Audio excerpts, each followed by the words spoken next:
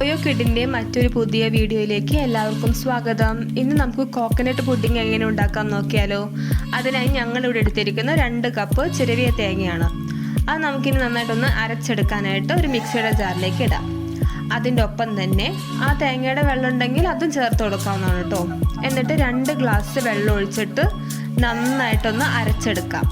ഇത് ഭയങ്കര സിമ്പിൾ റെസിപ്പിയാണ്. നിങ്ങൾക്ക് വീട്ടിൽ ആർക്കായാലും ട്രൈ ചെയ്ത് നോക്കാവുന്നതാണ്. ഭയങ്കര സിമ്പിളാണ്. അപ്പോൾ അതേ മിക്സിയിൽ അരച്ചെടുത്തതിന് ശേഷം നമുക്കിത് ഈ ഒരു പരുവത്തിലാണ് കിട്ടണത്. ഇനി ഇതിന് ശേഷം നമുക്കൊരു അരിപ്പ് വെച്ചിട്ട് ഇതൊന്ന് അരിച്ചെടുക്കാം. അത് സ്പൂൺ കൊണ്ടോ വേണമെങ്കിൽ കൈ കൊണ്ടോ പ്രസ് ചെയ്തിട്ട് നന്നായിട്ടൊന്ന് അരിച്ചെടുത്താൽ മതി.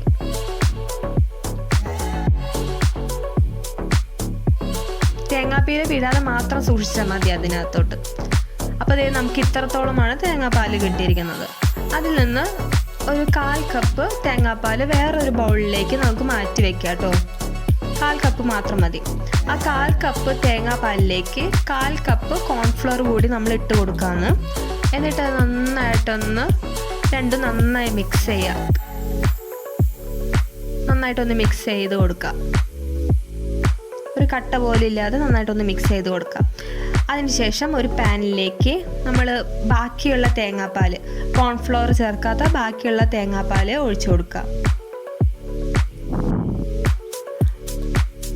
അതിലേക്ക് 1/2 കപ്പ് പഞ്ചസാരയും ഒരു നുള്ളു ഉപ്പ് ഇട്ട് കൊടുത്തിട്ട്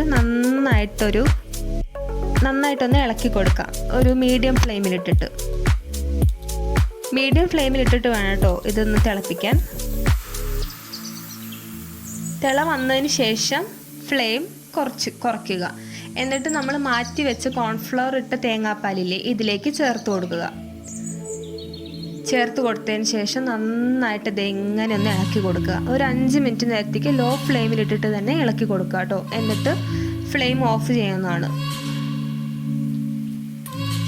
നമ്മുടെ ചാനൽ പുതിയതായി ആരെങ്കിലും കാണുന്നുണ്ടെങ്കിൽ സബ്സ്ക്രൈബ് ചെയ്യാൻ മറക്കരുത് കേട്ടോ.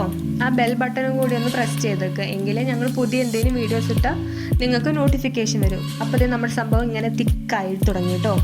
സാധാ റൂം ടെമ്പറേച്ചറിൽ വെച്ച് ഇതിന് ചൂടൊന്ന് മാറിയ ശേഷം ഒരു ബൗളിലേക്ക് മാറ്റി 2 മണിക്കൂർ ഫ്രിഡ്ജ് വെച്ചൊന്ന് തണുപ്പിച്ചെടുക്കാം കേട്ടോ.